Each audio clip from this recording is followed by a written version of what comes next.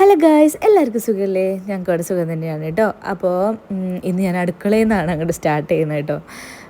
ഞാൻ ഒരു ഈവനിങ് ആയിട്ടുണ്ട്. അപ്പോൾ എന്താ പറയുക, കുറച്ച് കിച്ചൺ പരിപാടികളൊക്കെ സ്റ്റാർട്ട് ചെയ്യാണ്.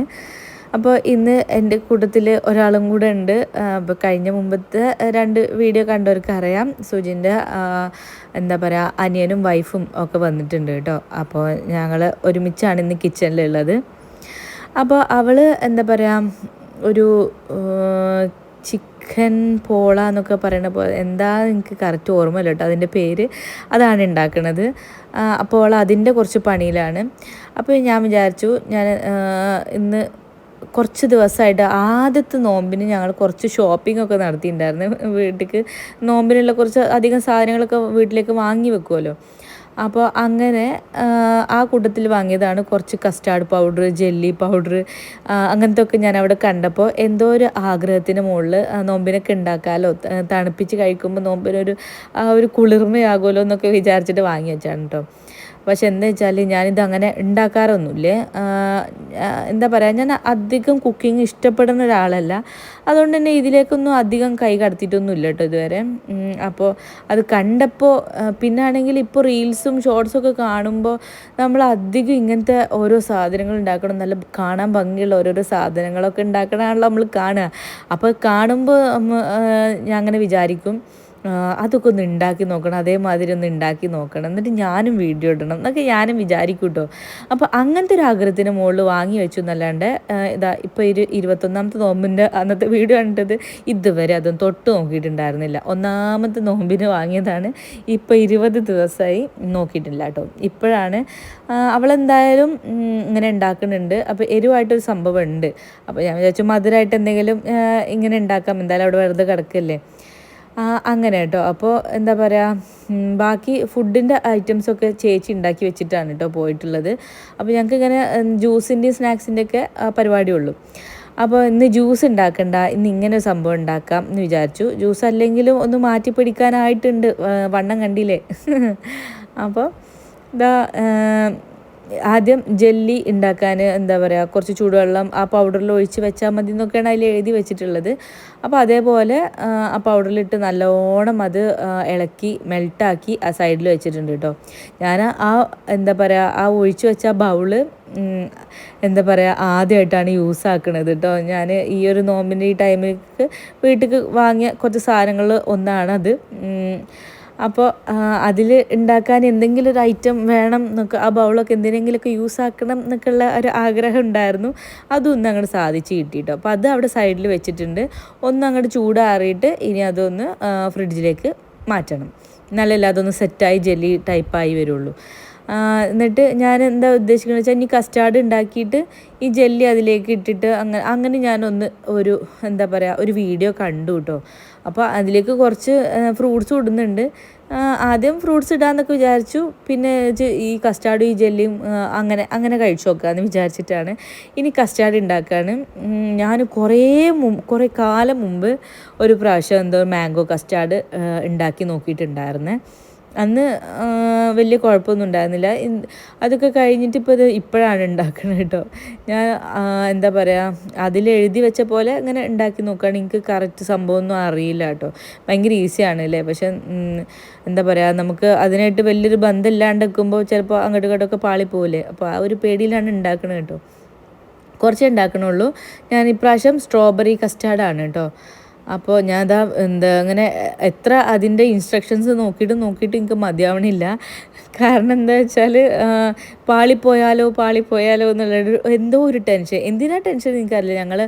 മെയിനായിട്ട് ഞങ്ങൾ രണ്ടാളും തന്നെ തിന്നാനുള്ളൂ കേട്ടോ. കാരണം എന്താ പറയുക, നോമ്പ് തുറക്കുന്ന ടൈമിലൊന്നും നമ്മൾ കെട്ടിയന്മാർക്ക് ഇവിടെ എത്താനുള്ള സമയവും കാലവും ഒന്നും ഉണ്ടാവില്ല. അവർ ഭയങ്കര ബിസി ആയിരിക്കും. അപ്പോൾ ഞങ്ങൾ രണ്ടാളും മാത്രമല്ലേ ഉള്ളൂ.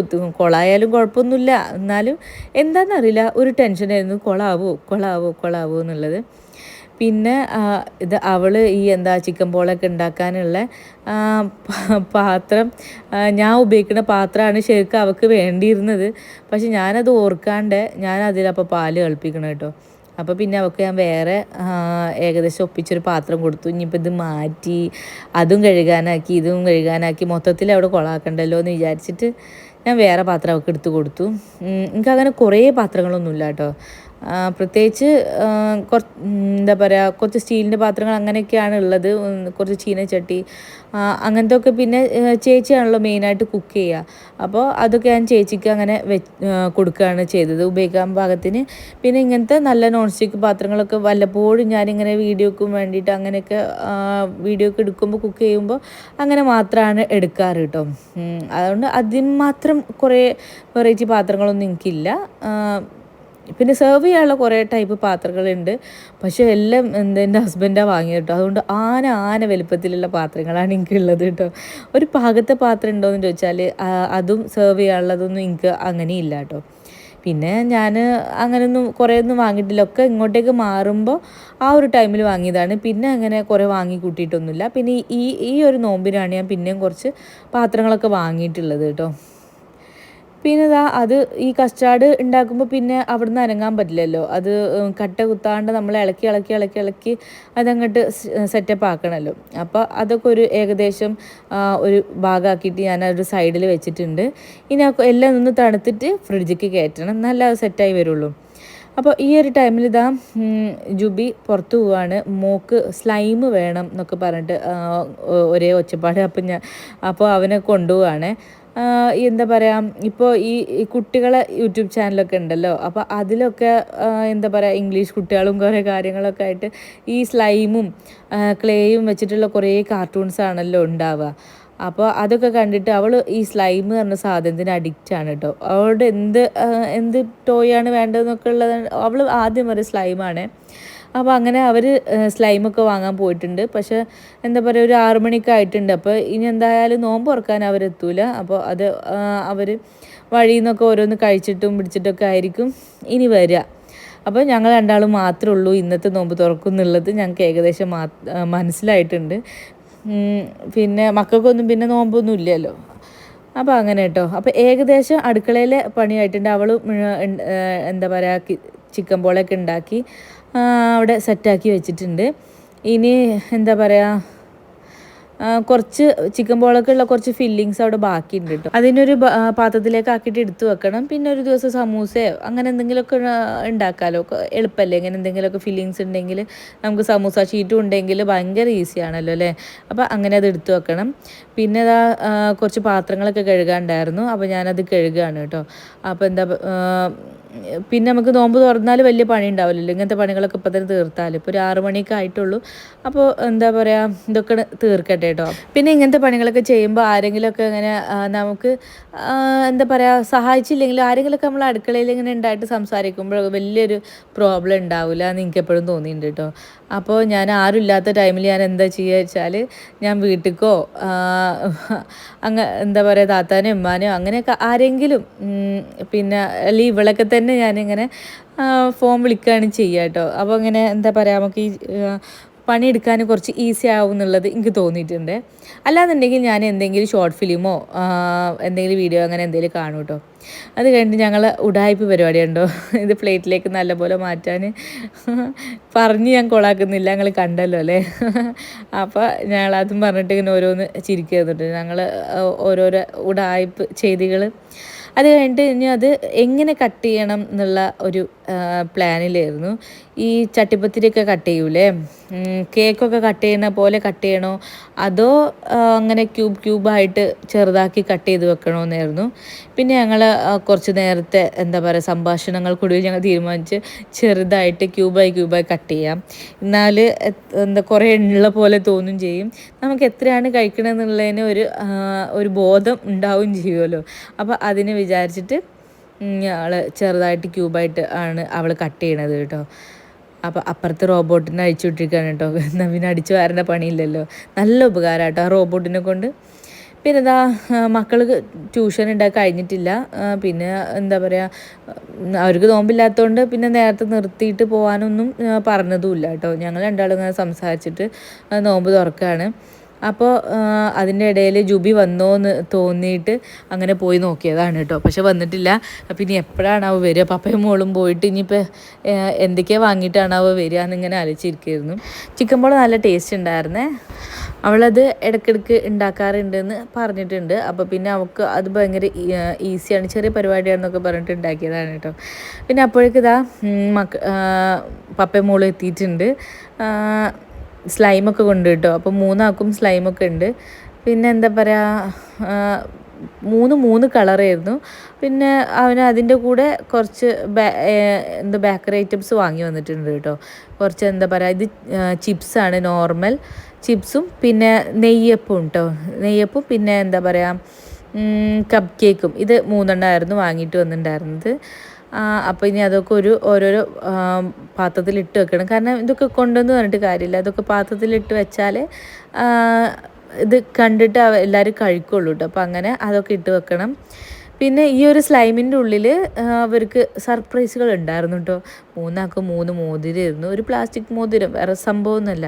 പിന്നെ എനിക്ക് അതിൻ്റെ ആ സ്ലൈമിൻ്റെ ക്വാളിറ്റി അത്ര ഇഷ്ടപ്പെട്ടില്ല കേട്ടോ. ഇങ്ങനെ പൊടിഞ്ഞ് വരുന്ന കണ്ടോ, അതുകൊണ്ട് തന്നെ വേഗത്തിൽ കേടും വന്നിട്ടുണ്ട്.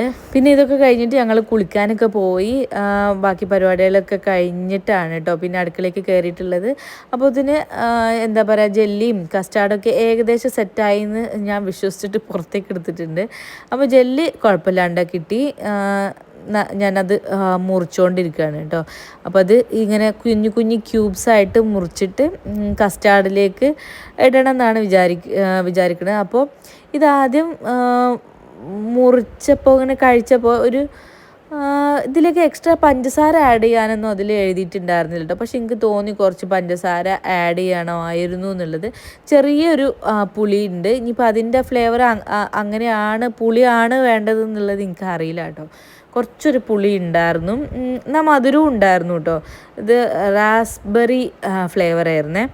അപ്പോൾ ഇതാ കസ്റ്റാർഡും വലിയ കുഴപ്പമില്ല. എനിക്ക് തോന്നുന്നു ഇത്ര തിക്കാവേണ്ടിയിരുന്നില്ല കസ്റ്റാർഡ് എന്ന് തോന്നി കേട്ടോ. അത് കുറച്ച് തിക്കായ പോലെ എനിക്ക് തോന്നി. കുറച്ചൊരു എന്താ പറയുക, ഒരു മാവ് രൂപത്തിലല്ലേ കസ്റ്റാർഡ് വേണ്ടത്. അതിൻ്റെ കയ്യിൽ നിന്നൊന്ന് പാളിപ്പോയ പോലെ തോന്നിയിട്ട്, പക്ഷെ നല്ല ടേസ്റ്റ് ഉണ്ടായിരുന്നു കേട്ടോ കസ്റ്റാർഡ്. പിന്നെ ഈ ജെല്ലി അതിലേക്ക് ആഡ് ചെയ്തതിന് ശേഷമാണ് ആഡ് ചെയ്യേണ്ടിയിരുന്നില്ല എന്ന് തോന്നിപ്പോയി കേട്ടോ.